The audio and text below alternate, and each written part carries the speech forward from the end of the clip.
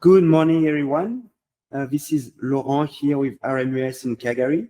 And today with me, I have Wade Hawkins from SAIT, and we'll be discussing about long-range BVLOS application with drones. So Wade, thanks for joining us today. Thanks for having me.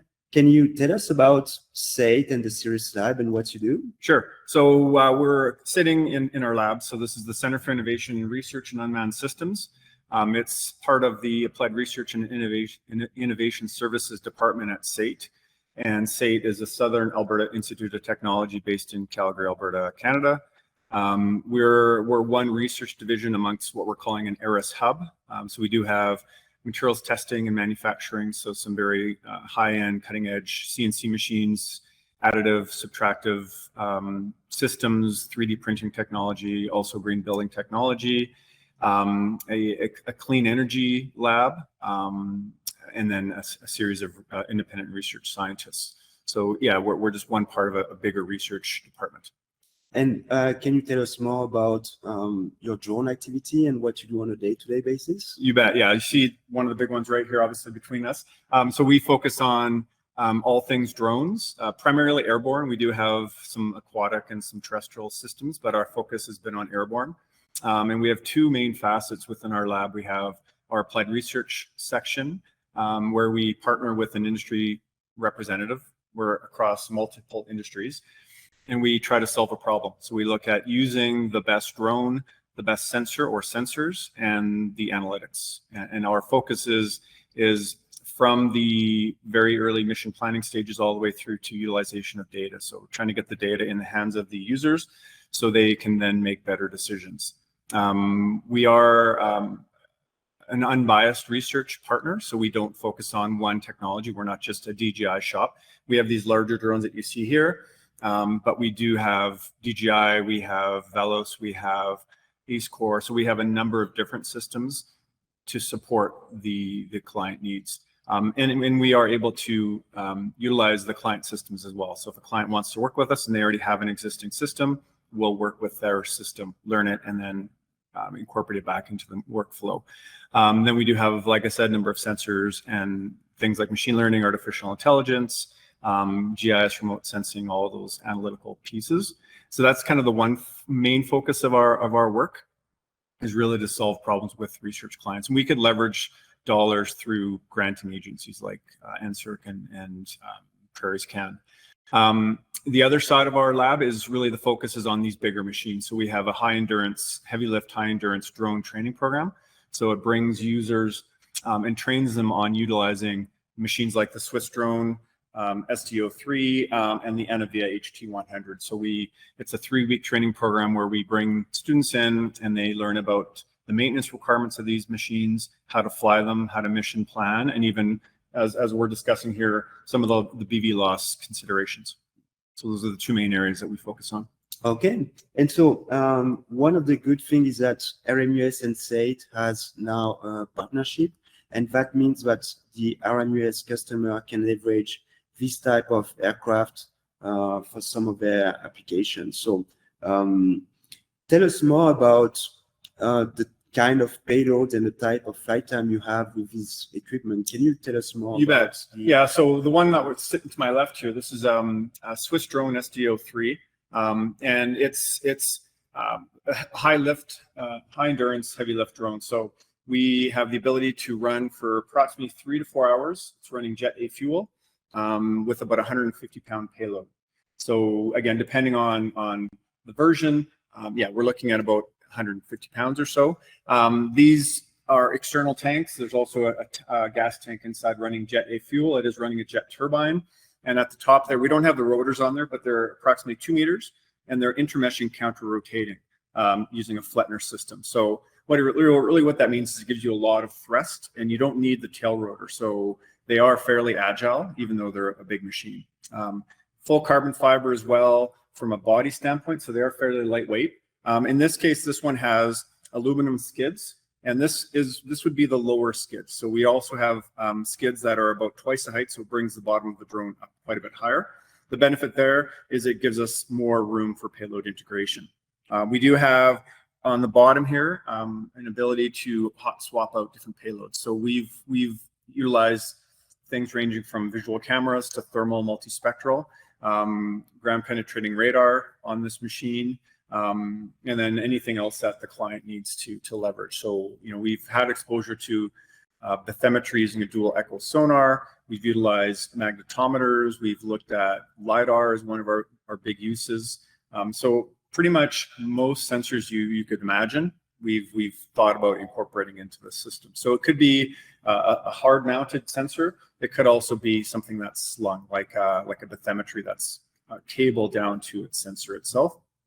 And so, yeah, through the partnership, we can leverage several clients. And because these were purchased through CFI, which is one of the Canadian granting agencies, and Prairies Can, we have the ability to leverage basically those dollars to support other clients. So we have this machine not just for SAIT, but we could use it for other clients. So if a client had a need for methane detection, for example, or power line inspection, or anything that we can help with, we can build a research partnership and they could leverage the technology. In some cases, the client would have the sensor, and other cases, we would use our sensors. And then the analytical piece is really, we look at kind of the end goal. So where does the data need to reside? Is it in a third-party software package that the geoscientists need to incorporate, or the geologists, or the person that's actually completing the power line inspection? We would look at that end goal and then almost in a sense reverse engineer or bring it back into what do we need to do to get into that final resting place through Python coding or some sort of automation. All right. And so how long and how far have you been flying this type of aircraft? Yeah, so in BVLOS, we've been flying primarily down at Foremost, so Foremost, Alberta, which is the BVLOS test range. Been successfully doing missions down there. We've also flown some BVLOS missions up in the Fort McMurray area, and then we'll be flying some more missions this summer with some of our other clients. Our longest mission to date, I believe, was about 55 kilometers. Now that was EVLOS, so that was extended visual line of sight. So we actually had spotters set up that were following the aircraft while we were in radio communication. BVLOS, I'd have to double check, but we're looking at about anywhere from 30 to 40 kilometers. We're using long range antenna and telemetry. Yeah, can you tell us more about the communication for these long range applications? Yeah, I guess the most important thing about when we're talking VLOS is that crew communication, right? So making sure that you have a sound crew management system. So if something does happen, each person in the crew knows exactly what to do. So that crew management is really, really important. And just that communication process. Are you going to be using cell phones? Are you going to be using radios? What is it? And you need to stick with whatever your team is comfortable with, right? Then we do have, they're just out of the scene, but we have some long range antenna that provides us with an amplification of the C2 link. So really it's focusing on the C2 link, which gives you that radio communication longer range. Now, if we're talking about Prairie, Canada, we're good, right? Even Boreal, Edmonton area, not too much of a consideration. When you get into the Rockies, there's a little bit more of an issue because obviously the radio signal will degrade. So we are looking at ways of working with manufacturers to help amplify the signal. So looking at some up and coming SAT communication, looking at repeater systems, just looking for ways that we can consistently and safely extend the range that these machines operate. Typically, if you look at the manufacturer specs, it ranges anywhere from 40 to 80 kilometers. Typically, is the range that you would be able to support. I've seen 150 kilometers, but again, before we were prepared to do that, we'd have to do.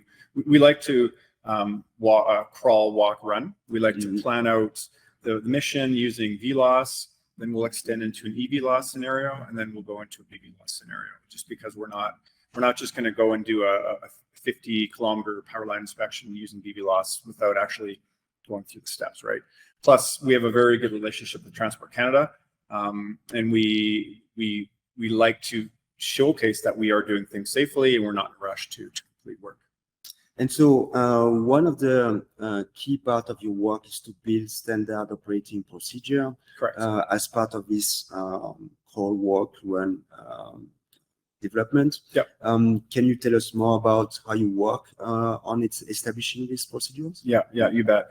Yeah, and that's one of our key focus areas is really building out the procedures. So our focus is not on the commercial end of things. We're a research organization, obviously.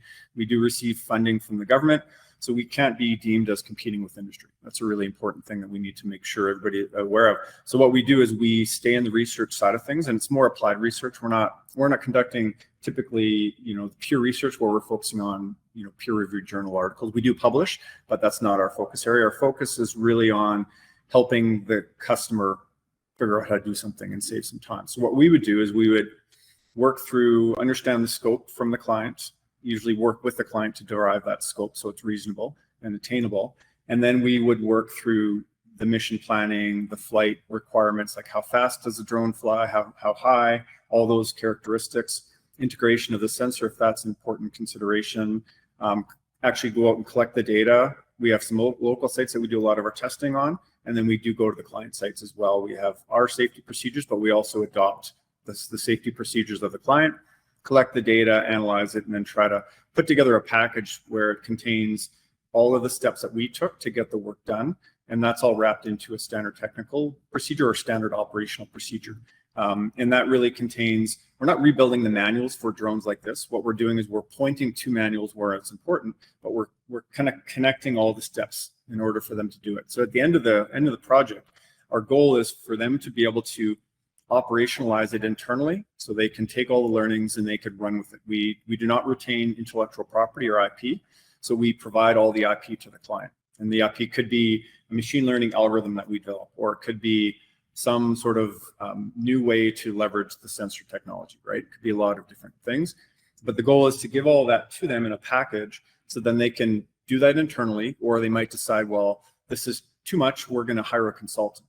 So they can go then hire a consultant to do the work, but they have all that knowledge of what needs to be done, right?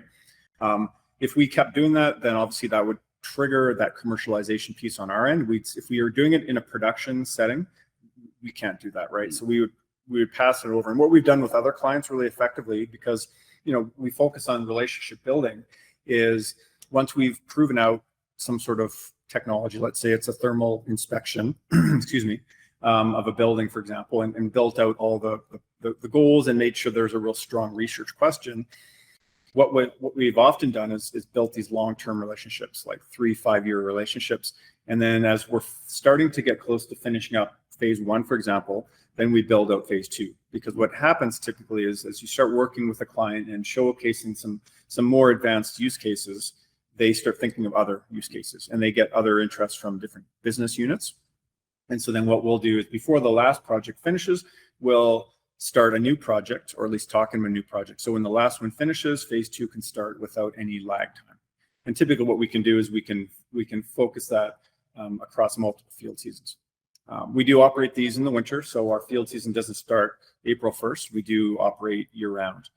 These ones, because they're running jet fuel and a jet turbine, they actually run really effectively in the cold weather, rated at below -20. I'd argue the operator has a bigger challenge to operate than the drones, but yeah.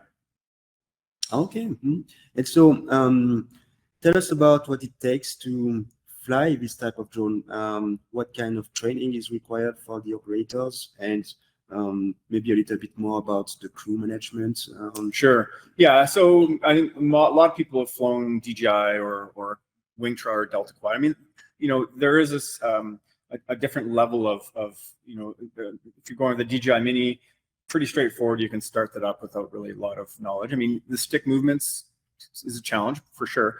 But when you get to like a Delta Quad or a Wingtra, a VTOL system, a little bit more involved in the flight planning, the controller, all that good stuff, right? But still fairly basic, and there's not a ton of maintenance requirements, right? When you get into these machines, there's a significant maintenance requirement. By significant, there are 3 stages of the maintenance. So there's a basic maintenance, things that you do kind of every mission. There's an intermediate or kind of a mid-range maintenance requirement where you actually take the cowling off. You go through the full check. You make sure that all the lines are still intact. There's no corrosion or anything that's happening internally, and you do things to the rotary system, make sure that all the bolts have the right torque and all that good stuff. And then there's more of an advanced maintenance where you'd actually take the turbine out and you actually do some maintenance work on it. So there is quite a bit more involved from a maintenance standpoint. Day in and day out, there's not a ton of maintenance after each flight, right? You're just going through the machine, checking that everything is still operating properly. You're making sure that when you're creating or adding the screwing in the rotors, that you're doing it properly with the right torque, right? So there are some requirements, but not significant. The mission planning is not very different than most of the others, right? You have your ground control software, you have your mission planning software, and you're actually planning out your point, linear, or polygon missions, setting your altitude, your airspeed, all that good stuff. So pretty straightforward. And then the actual flight of it's a lot autonomous or automatic. So you're actually pre-programming it, you're taking it off, and it's doing its mission for you. But you do need to interject if there's some sort of object that you need to be focused on. So you do need to be able to operate the drone. We do have in our drone training center, we do have very much a scaled approach to learn. So we have 3 simulation studios, almost like a piloted aircraft where the pilot would actually spend time in a simulated environment using Microsoft Flight Simulator as a starting point. And then once they have some hours with just a traditional helicopter, one of those simulation studios actually would be running the same ground control station as these machines. So they actually get time using the exact same software as the drone is for flight. And then we have a very small helicopter to start with. So they learn how to fly a small helicopter. They transition to a larger helicopter, which is a gas-powered system. Again, not as expensive as these machines. And then they transition to flying these machines. So I wouldn't say these are much more difficult because it's a lot of mass that's moving through the air. So it's almost like I wouldn't say boring to operate, but it's very slow and methodical. It's not fast like a DJI, right? So I would argue that these are fairly easy to fly, but they are fairly daunting with the cost of them and just the impact if something does happen, right? So that's probably the biggest issue with these ones. Yeah. Yeah. But we do have a scaled approach, and the typical training is usually 10 to 15 days, and that would include a basic maintenance, your flight training, and also your mission planning. Okay. And so yeah, I've seen your simulator, and it's amazing and great to learn how to be more comfortable flying it before being out there. Yeah, definitely. It's critical because you need that comfort, right? And that kind of leads into your last part of that question, is just that crew management piece, right?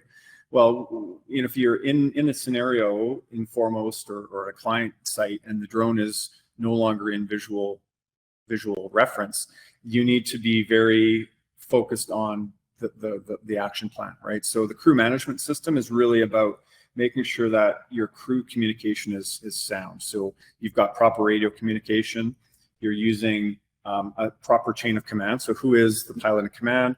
If there's no visual observer, they must be on the payload, right? So it's really focusing on who is in charge. Everybody knows what their job is, and how are you going to keep both this in the air and the ground safe, right? So things like detect and avoid systems. Do you have a detect and avoid system? Are you using radar to identify objects in the surrounding area?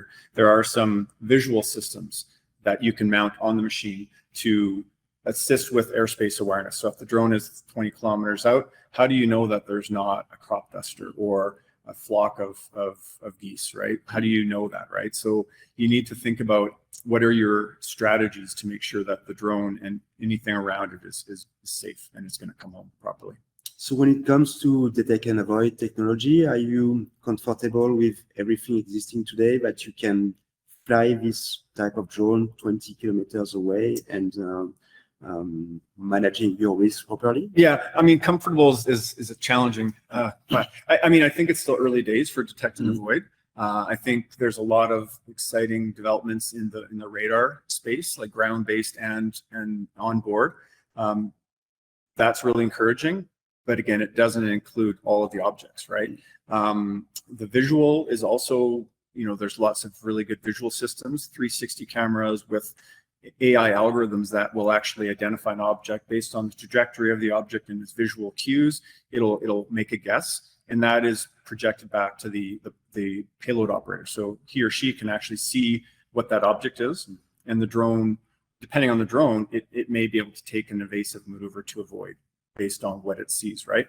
A lot of these systems do not have that avoidance capability yet. There's some research into building that in, and there's even some other systems like acoustic systems where it's listening for objects in the airspace and trying to understand what is that object. So I think radar is probably the most promising at this point, but I think it's probably going to be a multiple solution stack, right? Where it's going to be radar, visual, and potentially an acoustic solution as well.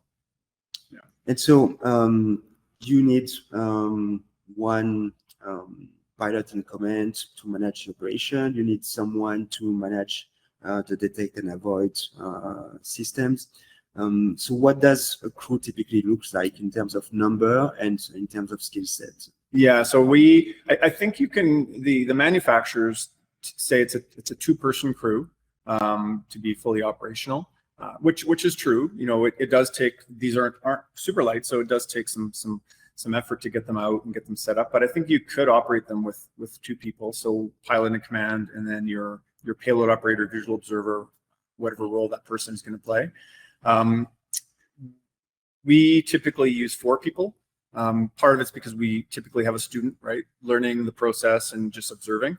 But I think 3 is a really good number because there's always something that comes up, right? So having a 3rd person that could run to the ground control station, like the vehicle or wherever you're flying out of, just to provide assistance, right? You want to have that, whatever you want to call it, like a sterile cockpit, or you've made your safe space for the pilot and the VO to fly within or pilot within.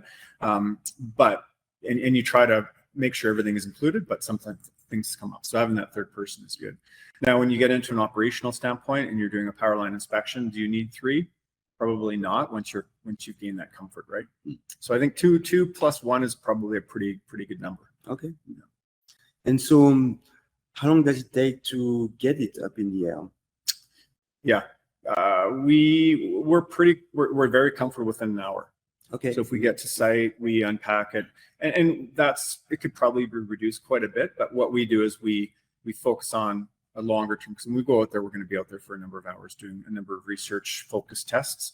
So we'll set up our tent, like we have a canvas tent, like a 6x12, I believe, tent that provides sun, shade, and just wind protection. We get our computers out, the generator going. So when you get all that equipment out, it's probably 30 minutes just to get everything unpacked. If we are unpacked and we're just taking the drone out of like CCAN, for example, and we're going to set it up, yeah, we can do that in 20 minutes, but it's getting everything else set up. So probably up to an hour would be, and again, that's us not focusing on the production thing, right? Just if you had it in the van, everything was kind of in the van, like all the electronics, and all you're doing is setting it on the pad, and you're getting ready to go. To get that operational and incorporating, not rushing the checklist, because these are all very much like piloted aircraft. You have your checklist that you need to go through, make sure you don't miss anything. Yeah, probably 20 minutes. Okay. And so we are typically limited to 400 feet flight elevation altitude. How high do you like to fly these things? Yeah, I mean, it focuses on, you need to focus on the sensor, right? Mm-hmm. So depending on the sensor, if we're using a LiDAR system, like a DJI L1 or L2, we kind of focus on these specifications of the vendor, right? So maybe 30, 40 meters above ground, right? So using a train following algorithm. If we're using one of our higher end sensors, like LiDAR Swiss or Yellowscan or any number of LiDAR sensors out there, we can push that envelope and go a little higher, right? So the one LiDAR system we have, we can fly at 1,850 meters.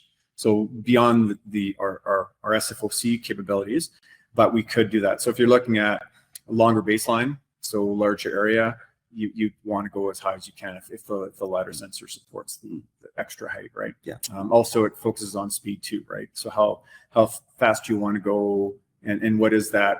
It's that balance between how much accuracy is enough, right? Do you need 3 centimeter horizontal and vertical accuracy. Same thing with photogrammetry. Do you need to the pixels to be that accurate and that fine of a resolution, or can you accept some lack of accuracy, right? So 120 meters and go quite fast with a P1, you may not get the great accuracy, but is that enough, right? So it's really that absorption of accuracy, lack of accuracy, I guess. Okay, and so some of our customers have already expressed interest in having this type of technology to do inspection of linear assets, things like transmission line. Yep. In the power generation industry, things like pipeline in the oil and gas industry, things like railways in the transportation industry. So can you tell us about some application that you've been working on and how it worked? Yeah, I mean, we one of our big focus areas has been the medical delivery of devices. So working with Alberta Health Services, Word of the 21st Century, University of Calgary to send medical devices to Indigenous communities and also remote access sites. So the idea is we would send a payload containing a bunch of medical devices, and then the patient would connect via Zoom to an emerge doctor, and he or she would telementor the person to self-administer the devices. So that's been very successful. We've been working on the methane side of things, so methane detection. One of the things we haven't actually completed yet, but we've been chatting with companies like Telops out of France. They have a hyperspectral sensor that's tuned to methane, but it's a fairly large sensor. It's actually in a box.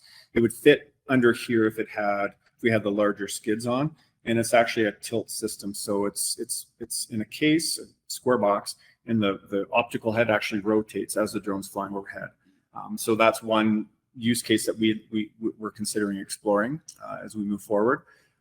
We don't currently have a Corona camera for power line inspection, but one thing we have been doing is doing some preliminary power line inspection visual and thermal assessments, and starting to build those AI algorithms to generate just those the catalog of images where this power line is sound, there's no issues, and then finding the actual anomalies in the power line. So those two have been big growth areas. The other ones would be just maintenance inspections in general, right? Looking at wind turbines, as you said, rail lines, looking at integrity of all those things. Okay, and so when it comes to sensors, so on the typical drones, we are kind of limited by the weight, and now you have additional capabilities with this type of aircraft. Can you walk us through the benefit of having this as opposed to an helicopter carrying a smaller size payload? Yeah, I think one of all the considerations, it does need to impact the bottom line, right? It needs to come down to cost, right? Because we can say that it's safer because you're not sending a pilot in a helicopter. When you're doing a power line inspection, I don't have the statistics, but there have been incidents with piloted aircraft.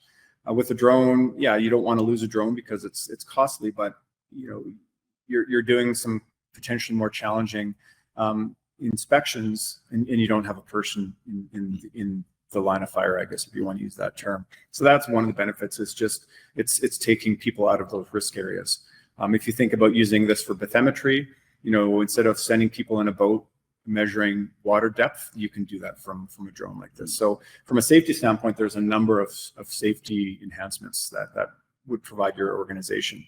Efficiency as well. If you're in a remote site and you need to ferry a helicopter, a piloted helicopter from, let's say you're up in the Fort Mac area, or if you're in a remote site and you need to get a helicopter from a different location, you're paying for the helicopter to get to that location, right? If you have this in the back of your vehicle, then you can get it up and running very, very quickly. So I think from an efficiency standpoint, it checks a lot of those boxes, right? Also routine flights. If you're doing progress of a mine phase, for example, in a mining application, well, you can do LiDAR with this daily or weekly, right? And then you can take the LiDAR sensor off and throw in a visual sensor and do some photogrammetry or multispectral sensor and do some wildlife survey work or some land cover assessment, right?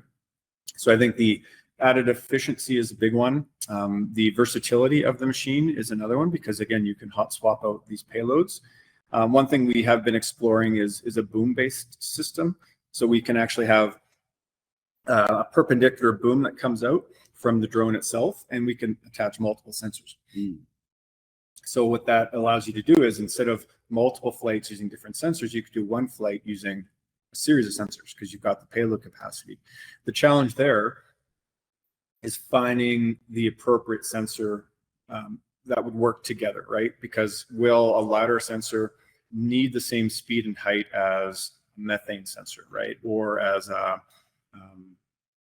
bathymetry or something, right? So you need to make sure that each sensor that you pick will actually work together properly. Now you could go and fly the LiDAR and then turn that off and fly something else, right? That's the possibility while you're still in the air. So yeah, so I think those factors are important considerations.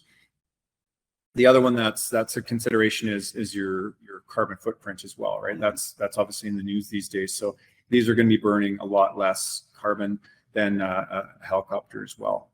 So I think that's not a significant add, but it is something that you need to think about, and it kind of goes into your use case.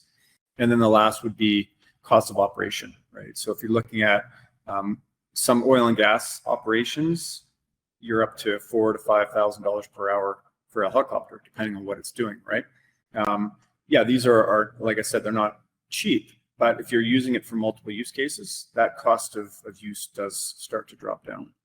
Okay. Yeah.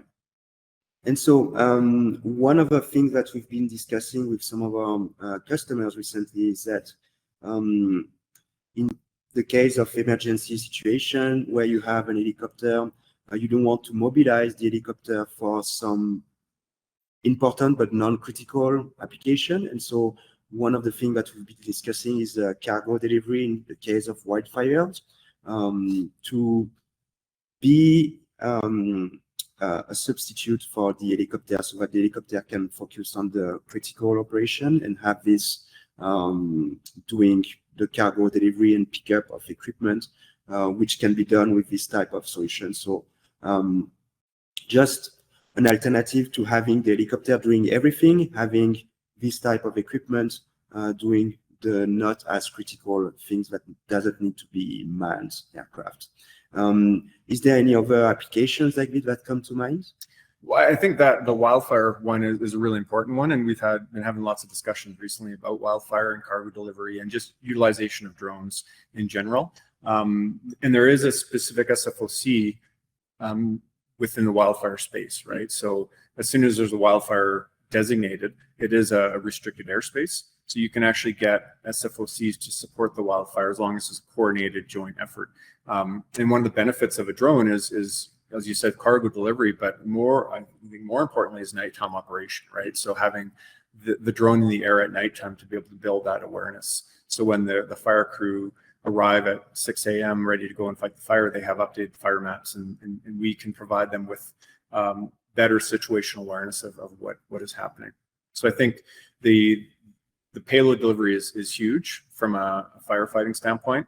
Also just eyes in the sky, right? Having the drone at a vantage point during the day, operating at a different altitude as the piloted aircraft, so they could run in tandem, and being able to describe what's happening, communicating with the firefighters on the ground as the fire is actually happening. So if they're working in the front of the fire and they have a hotspot jump behind them and they don't see that, well, the drone can actually detect that using thermal and then radio down to them saying, hotspot is behind you. You need to go walk 120 degrees or whatever it is, or cardinal directions, to be able to get them to go to that. And you can actually lead them to that spot. So I think, yeah, that's an important use case. And I think if you focus on cargo, there's a lot of applications, right? From reforestation, afforestation applications, where you're actually sending the seedling trays to the tree planter instead of having them walk all the way through to the refrigeration truck. I think one of the interesting parts of these machines is that monitoring. So we've had a lot of significant weather events like the atmospheric river big snowfalls, mudslides in the BC area, using these machines to actually monitor longer term, right? So how are things changing? And actually get some baseline data to help support longer term monitoring. So I think those are some big interesting use cases. Okay. And so you mentioned that you have good relationship with Transport Canada, and so we talked about the technology, some application, but one key thing to manage is the regulation as it is today.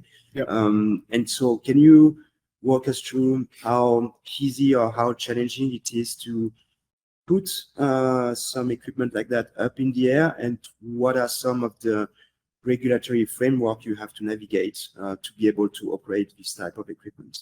Yeah, it's a good amount of work, right? So you do need to understand the machine itself. You need to understand the manual, the maintenance needs. You need to be well versed with the machine, obviously, before you start the process.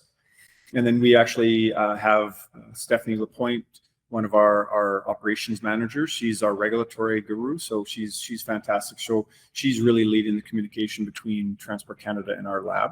We all have a part of that, but she's really taken that lead on. And so, you know, the first stage is to develop a SORA, which is basically a document to assess risk of the airframe, right, to the population, right? So it's focused on a number of factors, one being population density, right? So if we wanted to try to get permission to fly this machine over top of Calgary, probably not going to happen, right? Because there's a lot more risk there. So we build a SORA based on the manufacturer specifications. There is a number of different sail classes that is really focused on the kinetic energy. So how long does it take for this machine to eventually slow down and stop before it gets into another sail class? So there's a lot of factors in there, but you need to build your SORA, and then you need an SFOC as well. So those are the two key documents that you put together to submit to Transport Canada. They will look at it. They look at things like your organization, you know, what are pilot existing capabilities, all those good things. It's not just one document and you're done. You really have and it's a conversation. So you'll submit it to Transport Canada, for example, and then there'll be some back and forth, right? Typically there'll be some refinement to the documents. And those documents are really important because there are organizations out there that offer that as a service. They'll write you an SFOC and SORA for whatever machine you have, which is okay to start with, but you really, as an operator, you really need to understand what's in those documents, because if something does happen, you know, it's your reputation on the line. So you really need to understand what's in them. Yeah, so once you've done that, then you typically start with some fairly, let's use the term easy, but some pretty basic sites. Like they're not going to give you a Canada-wide BVLOS approval for this kind of machine, right? There are different scenarios that have been kind of pre-designated, I guess. So depending on where you're operating, the client, the airspace, the machine, there are a series of scenarios that you can potentially apply for. And those are scenarios that Transport Canada has already vetted as lower risk operations. So you have a better chance of getting those. And those are currently in the documentation as we speak. They are going through some changes. So the new regs should be out within the month, according to Transport Canada. There's a lot of I think they've made the changes that they need to do, but then it's the getting through the last regulatory piece, right? So not necessarily in Transport Canada's hands, but the policymakers, they need to provide the go ahead. So hopefully by the end of this month we'll see that, at least for this season. Okay. Mm-hmm. And so everyone in the industry is expecting and anticipating the new BVLOS regulation next year. So can you maybe tell us more what it would mean for the operation of this type of aircraft? Yeah, I'm hoping. We've been discussing it, and it sounds like it's going to be a more streamlined approach, which is great. So as long as the procedure is in place and it's somewhat streamlined, then it's not as frustrating, right? So you know where to go to get the documentation, you know what's expected to fill out, and you've got a path forward, right? Because if you're a commercial operator, you know, time is money, as everybody says, and you need to be able to, you want to be confident that you're going to be able to complete your jobs using a drone through BVLOS operation. So I really see, and us in the lab, we see Transport Canada really as an enabler in this space, right? They have to go through their procedures, but they are really trying to push the technology to support commercialization, right? Because they get that, you know, it's hard as a commercial operator to not be able to operate in BVLOS. BVLOS is not really that efficient. So I think longer term, there's going to be additional scenarios that support operation of the larger machines.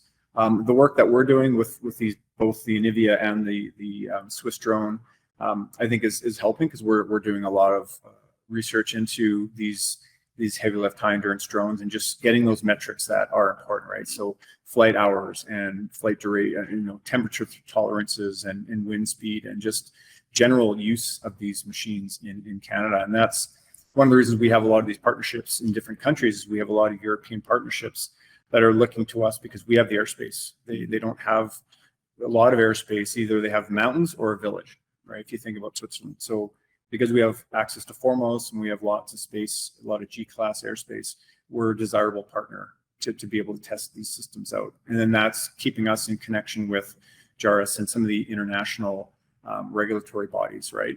So I think we're well positioned to do that. So long story short, I think back, you know, projecting into next year, I think the new regs will be still challenging because you have to do your work to get the permission, but I think it'll be a possibility, especially for some of the smaller Sail 3 machines. It'll be easier to get BVLOS approval. These ones, you're still going to need to work to get the approval, but more possibilities. So if I receive a call today from oil and gas company in the Fort McMurray area interested in doing pipeline inspection with this type of aircraft, what kind of lead time could we be up in the air from a regulatory perspective and also from a technical perspective to get the sensors ready on the aircraft and be up there flying? Yeah, I think the easiest is the minimum is 30 days from Transport Canada's perspective. So they say minimum of 30 working days to get an SFOC reviewed and approved, right? So if they get the document and it's in good shape and there's really not a lot of refinements, then they need 30 days at a minimum, right? There's always going to be some back and forth. So I would probably say a month and a half of time, right? If you have the machine in Canada and ready to go, building the SFOC, if you're doing it internally, it takes time. But you know, we do, when we partner with companies, we work with them to build out an SFOC and a source. So we actually help them to do that. But it's on them to understand it, right? So we don't just do it and give it to them. We work with them to make sure that they're involved at every step of the way, right? So we prefer that they write it and we do a review of it before they send it to Transport Canada. So then we can provide them with some assistance, because then that forces them to actually understand what's going into it, right? And that process could take a week to 2 weeks, depending on how well versed the company is with the regs and with piloting in general. So let's say 2 weeks for a company that has some good knowledge and good awareness, and then you're looking at a minimum of 30 days. And then the sensor integration isn't really that difficult. We have a plate that we fix here. It has some vibration dampening. We have a quick release skewer that the sensor can then be added to the system. We always recommend some flight testing beforehand, right? You don't want to just send it up there and do a 300-kilometer pipeline. Obviously, that's not going to work. So we do some local testing and then some final testing. Mm-hmm. So I think generally a few months would be kind of a start to end in a good scenario. So you want to prepare. If you have a company saying, I need you up there tomorrow, I wouldn't commit to that. Yeah. Right. Unless you're prepared to go with a smaller machine that that already has a higher sail class, like a Sail 3, for example. Yeah.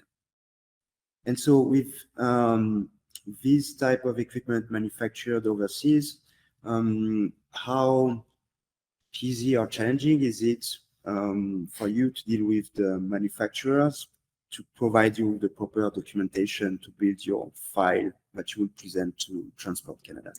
That pretty straightforward because we've been working with these manufacturers, and so we've given them feedback as to what needs to be refined. Initially, early days, you're kind of helping to lead the way, and it was a challenge because in some cases the manufacturer might not produce the right documentation. So we had to work with them to provide that. So we have given every manufacturer we work with, we point them to the Transport Canada, document requirements. And that starts just at the self-declaration, right? So if a machine is coming into Canada, they need to self-declare that their machine meets certain requirements, right?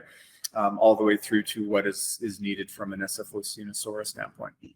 So most of the ones that all the machines we work with, it's a fairly straightforward process, right? We know all the metrics that we need in order to get approval to run a machine of this size.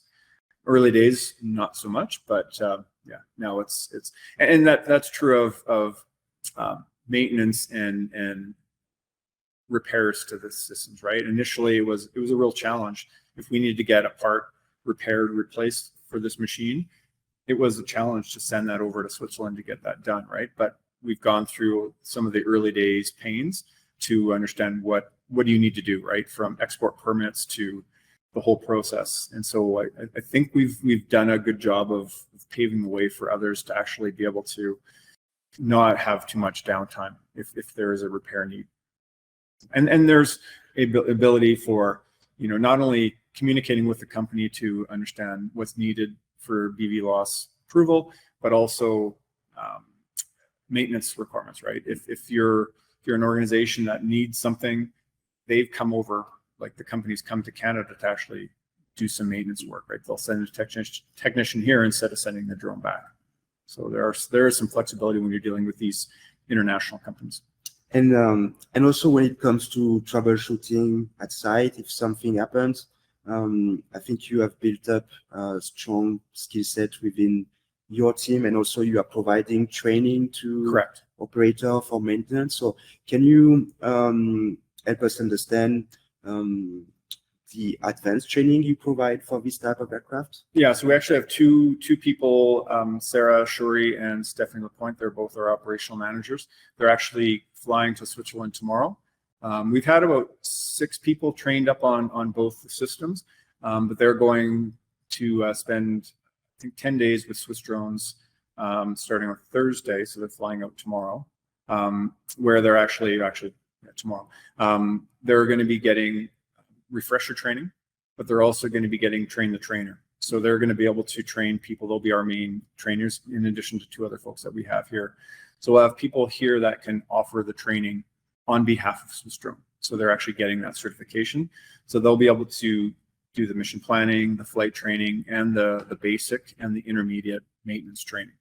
So they will be able to troubleshoot any issues as a first stage, right? So if you come here, the client gets the training, they will be able to do most of the troubleshooting at a basic level.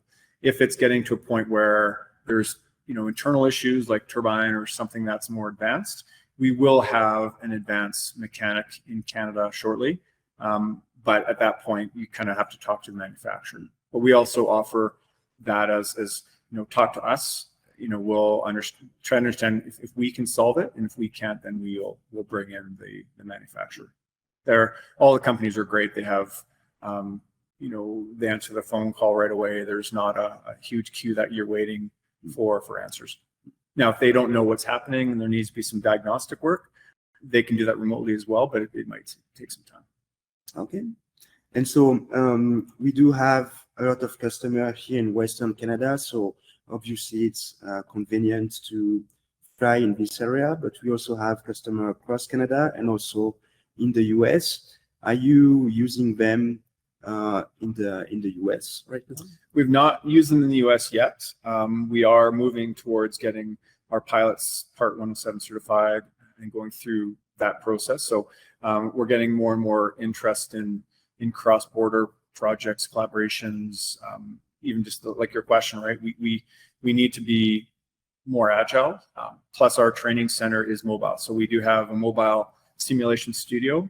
So the idea is if we have a company out of Australia buying 5 units of the Swiss drone, they might not want to send people to Canada or to Switzerland to train. So the thought is we would actually take our 2 or 3 trainers with our mobile training studio, which is basically a VR-based simulation system. We have Pelican boxes to pack the monitors in our high-end laptop, and then actually go to their site to offer the training, and then use their machine as part of the training opportunity, right? So in that case, we would have to obviously have all the certification to be able to operate in Australia, and that's going to be true of the US. We'll have to be able to go to the US to actually offer some training. Plus, there are other opportunities in the US, from an applied research standpoint. So we're hoping within the next few months we'll have all of our operators in Part 107. Okay. So we covered kind of a wide range of topics here, and I'll open it for questions to see if we have any there. But before we go into that, is there any comments you would like to add to everything we've been discussing so far? I don't think so. I think it's been a great partnership with RMUS and Laurent and Kevin, and I think it's a really exciting space to be in right now with the bigger machines like the ones that are beside us. Also seeing where swarm technology is going to take us, right? I think it's super exciting with detect and avoid systems, and maybe the lack of systems is really exciting because it's a huge growth area. And I just see the industry is finally getting to a point where we started this lab back in 2010. It was fairly early days, and I saw some companies come in and exited the space fairly quickly because they realized that there was really wasn't ready. And now we're seeing some of those same companies re-entering the space, because I think we're getting to a point where you can, not all about making money, but you can make a difference. So I think that's really exciting. But yeah, other than that, I think, yeah, thanks for the opportunity. Yeah. But yeah, any questions? Okay, I think you need to go to the Q&A section here.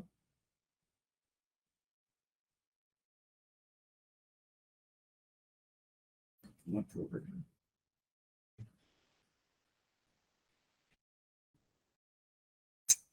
See any questions yet?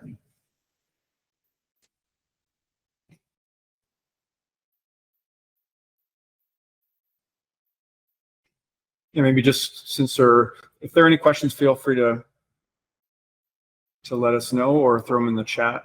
I guess if you do want to get in connected to me, you could either go through yourself, Laurent, or I'm happy to be reached out via email or phone. So Laurent can pass on those details. Yeah, and so typically what we would do is for our existing customers or people interested in having this type of aircraft to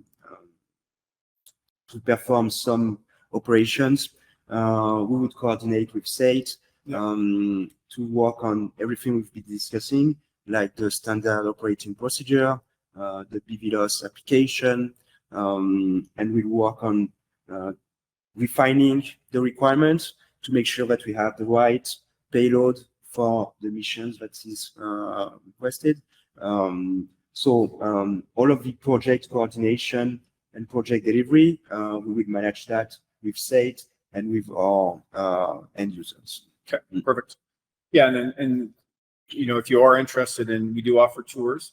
So again, coordinate through Laurent, but we do offer tours to companies in the public, just to take a look at some of the technology, right? We have ones that you see here, but we also have a number of other platforms and sensors that are interesting, and then even some of the analytical work that we've done, we can speak to some of that as well.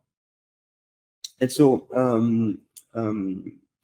I am in Calgary, Wade is in Calgary, and so we are in touch on a regular basis, and we do joint events like this one today, for example, but we also have a roadshow events happening on May 1st, and so that's another opportunity for you to connect with us if you are in the Calgary area. So we'll be looking forward to that. So that's it for us today. Thank you for spending some time with us. We hope we find that conversation interesting, and we are really looking forward to further discussing where we can take you with this type of technology. And we are very proud and excited to have this relationship with SAIT. It's an exciting partnership, and thank you, Wade, for working with us. Thank you. Thank you, everyone. Have a great rest of your day.